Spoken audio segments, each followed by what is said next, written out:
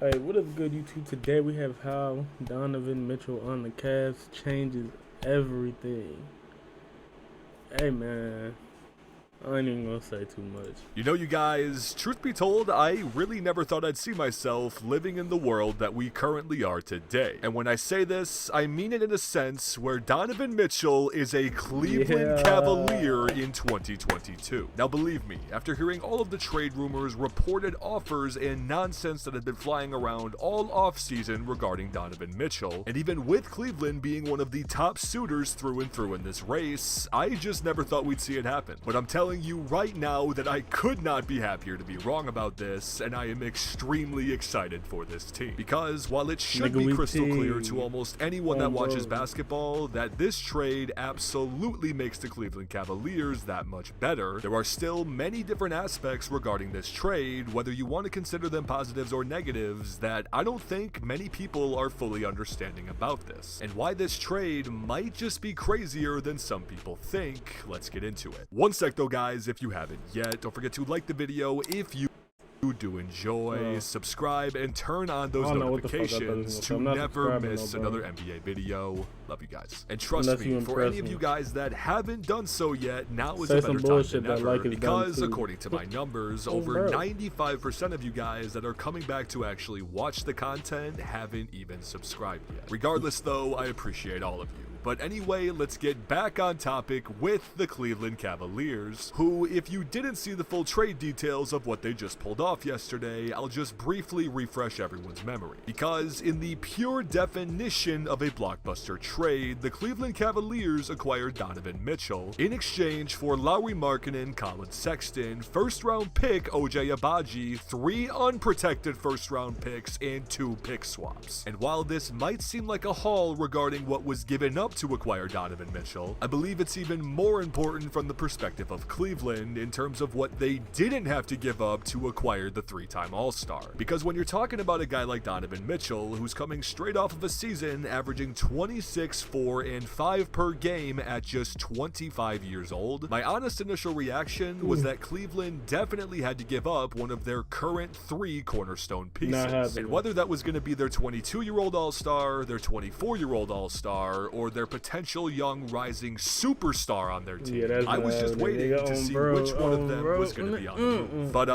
clearly that was not the case. But instead, Cleveland has seemingly formed one of the best young and most anticipating starting fives that we've seen in the league in quite some time. I mean, seriously, with a starting five like this, Donovan Mitchell is going to be the oldest player on the front line. And while I'm already counting down the days until we're able to see this team live in action, there are definitely many different key components about this trade that need to be talked about. Because first things first, when we're talking about a Cleveland Cavaliers team who already shocked a ton of people last year regarding where they finished, it seems in my eyes at least that Donovan Mitchell adds something to this Cleveland Cavaliers team that was desperately wanted at many different points last year, and that simply being a proven star that can get you a bucket when you need it. And when I say this, it is no shot whatsoever at guys like Darius Garland, Jared Allen, or Evan Mobley, and while they all had very solid averages across the board last season, I think it can be widely agreed upon that these guys are still very clearly growing and improving as players. And it's also not like with me saying this that I'm implying Donovan Mitchell has already peaked, but he is most certainly a guy, even still at such a young age, that has more experience than almost anyone on your team besides maybe Kevin Love coming off of your bench. And it's also not like Mitchell's going to be just coming in and hucking up all the shots. In fact, his numbers are probably going to drop at least a small amount this season with having to share the ball with all of these young stars. But is it going to be detrimental to anybody? Absolutely not. In fact, when you're comparing a backcourt of Mitchell and Garland side by side to how Garland and Sexton looked, the idea of a new look backcourt in these two that is only going to have improved playmaking, scoring ability, and even handling the basketball, it's pretty much just a 100% win in this sense. But if we stay on the topic of this new backcourt duo, there's there's definitely also some negatives regarding them that people have not been afraid to already bring up. With the biggest of these negatives easily being the fact that you have two 6'1" guards defending your perimeter, and on top of that, the lackluster defense that has been seen from Donovan Mitchell over the last couple of years. And there's relatively nothing to dispute regarding these comments, as it is true Donovan Mitchell has really only been an offensive threat in his time in Utah, but I think people also need to consider that the reason he might not have been as big of a threat on the defensive side of the ball was the fact that most of his energy was needed to go into his offensive play. Because ever since entering the league in 2018, and the numbers can definitely back this up, the offense has almost always completely ran through him.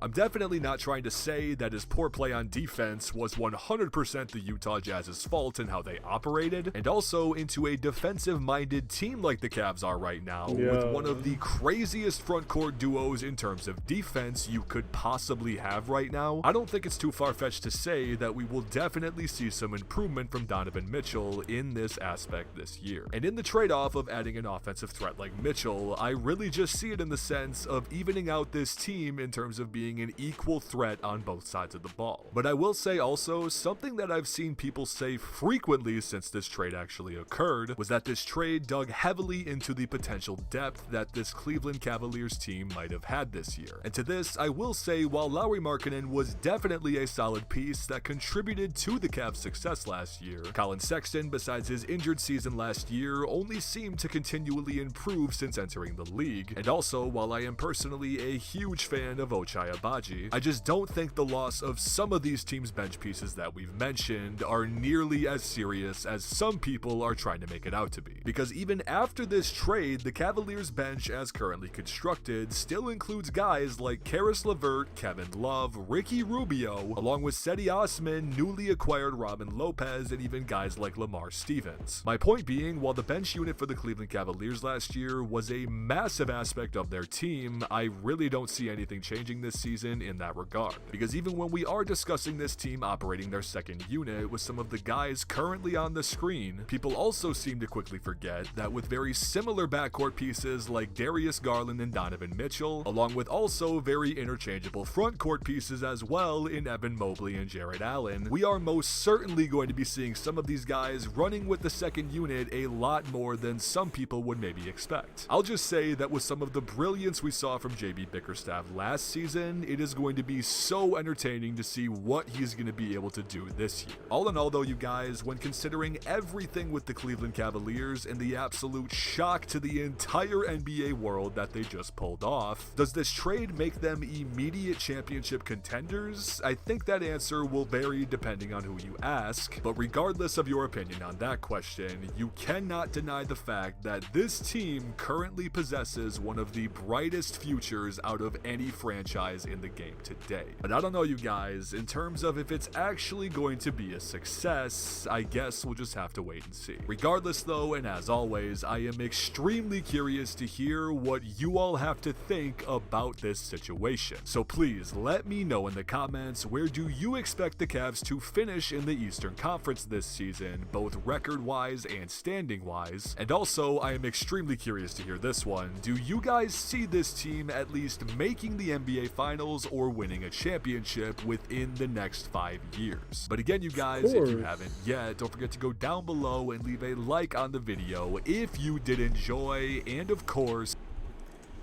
yo, with that being said, nigga, the Browns gonna go crazy within the next 5 years. Nigga, the Cavs, Indians, or Guardians.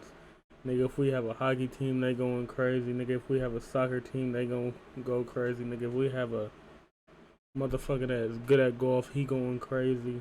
A nigga in the UFC, he gonna go crazy, nigga. Nigga, we going crazy. Fuck it.